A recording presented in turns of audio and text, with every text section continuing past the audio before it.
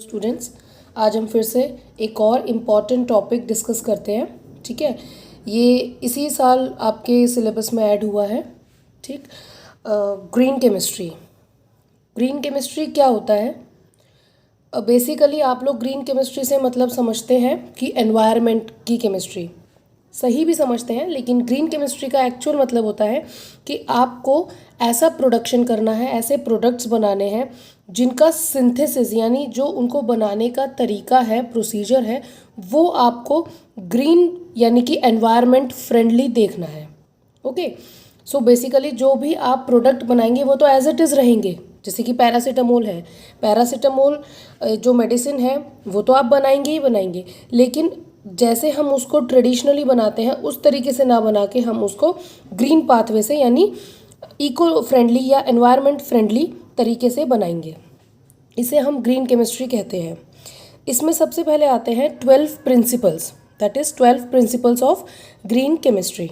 ठीक है बेटा, अब ग्रीन केमिस्ट्री के 12 प्रिंसिपल आप लोगों को ऐसा लगता है कि ये बहुत सारा थ्योरी है, कैसे हमें याद होगा, है ना? तो इसके लिए आप लोगों को सबसे पहले ये सोचना है कि अगर आपको ये काम दिया जाए कि आपको किसी प्रोडक्शन करना है किसी केमिकल का, या फिर आपको कोई ऐसा प्रोडक्ट बनाना है और वो भी ग्रीन पाथवे के थ्रू, तो आप क्या क्या करें जिससे कि एनवायरनमेंट को नुकसान ना पहुँचे या वो एनवायरनमेंट फ्रेंडली हो। ठीक है, इसके 12 प्रिंसिपल हम एक एक करके डिस्कस कर लेते हैं। वैसे ये बहुत इजी है, अगर आप खुद से भी सोचें तो आपको समझ आएगा। चलिए स्टार्ट करते हैं। इसका पहला प्रिंसिपल है प्रिवेंट वेस्ट। प्रिवेंट वेस्ट का मतलब है आपको इस तरीके की केमिकल सिंथेसिस डिज़ाइन करनी है, यानी इस तरीके का रास्ता देखना है जिससे कि वेस्ट कम से कम प्रोड्यूस हो। ठीक है, जो आपका प्रोडक्ट है वो तो आप यूज़ कर लेंगे, लेकिन कुछ उसमें वेस्ट भी बनता है, वो कम से कम प्रोड्यूस हो या ना हो।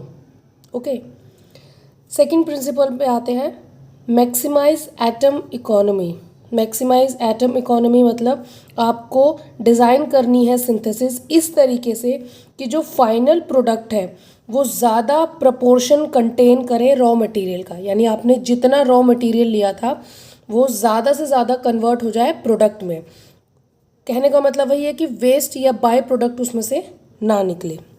ओके, थर्ड है design less hazards chemical synthesis. मतलब आप जो केमिकल सिंथेसिस या जो आप रिएक्शन उसके लिए या जो रूट आप चूज़ कर रहे हैं वो कम से कम हैजार्डस हो या कम से कम नुकसानदायक हो या कम से कम टॉक्सिक हो। ठीक है, नेक्स्ट है design safer and safer chemical products. जो भी आप प्रोडक्ट्स बनाएं वो सेफ़र होने चाहिए, टॉक्सिक नहीं होने चाहिए, ख़तरनाक नहीं होने चाहिए, सेफ़ होने चाहिए। फिफ्थ है use safer solvent and reaction conditions. देखिए, जो भी रिएक्शन होंगी उसके लिए आपको कोई ना कोई सॉल्वेंट या कोई ना कोई मीडियम तो लेना ही है ना? तो जो भी आप सॉल्वेंट या मीडियम या आप कहिए कि जिसमें आप रिएक्शन कराएंगे वो लेंगे तो वो सेफ़र होना चाहिए। इसी के साथ साथ जो कंडीशन है वो भी सेफ़र होनी चाहिए। ओके, उसके बाद है आपका run chemical reaction at room temperature and pressure when ever possible. यानी जब जब पॉसिबल है तब तब आप जो भी आपकी केमिकल रिएक्शंस है या जो भी आपकी सिंथेसिस की प्रोसेस है उसको आप रूम टेम्परेचर पे और प्रेशर पे कोशिश करिए कि वो रूम टेम्परेचर या प्रेशर पे हो।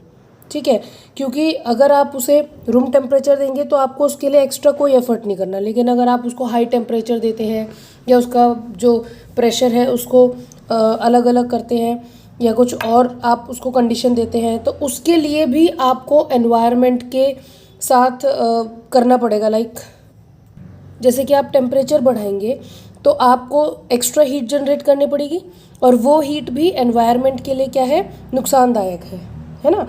या तो आप गैस जलाएंगे या तो आप इलेक्ट्रिसिटी यूज़ करेंगे। इसलिए आप कोशिश करिए कि जब जब पॉसिबल है तब तब आप रिएक्शन को रूम टेम्परेचर पे ही और रूम प्रेशर पे ही कराएं। नेक्स्ट है आपका use raw material that are renewable.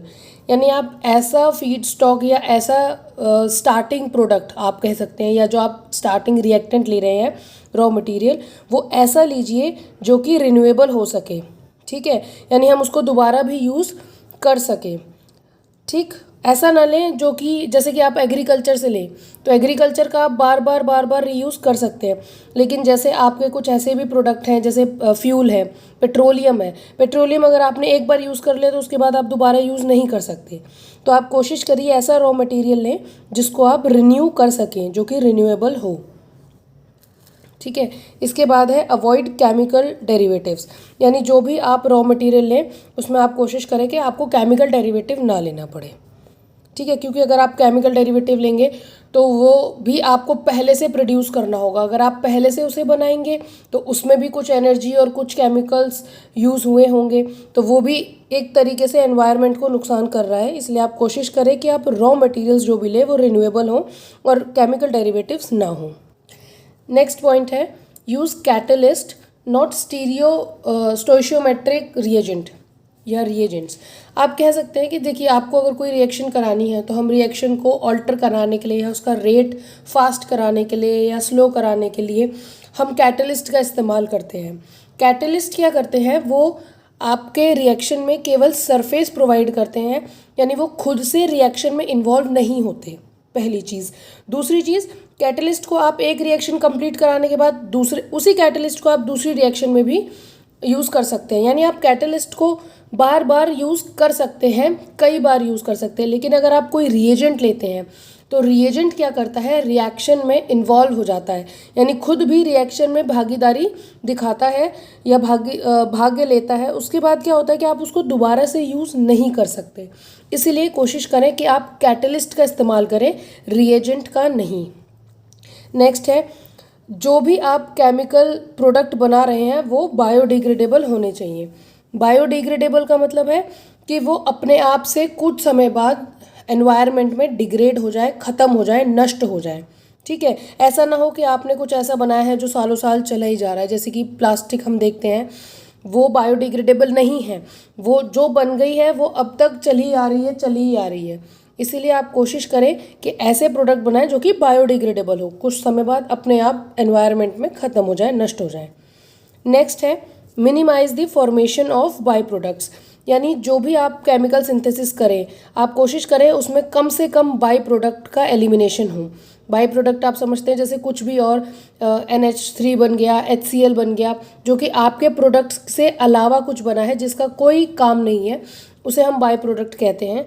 तो हम कोशिश करेंगे कि वो कम से कम बने, हम ऐसी सिंथेसिस करें जिसमें बाई प्रोडक्ट का फॉर्मेशन कम हो।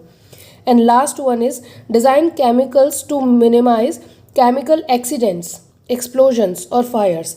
आप इस तरीके के केमिकल्स बनाएं और इस तरीके के सिंथेसिस को डिज़ाइन करें जिससे कि कम से कम केमिकल एक्सीडेंट्स हों या केमिकल्स का एक्सप्लोजन हो।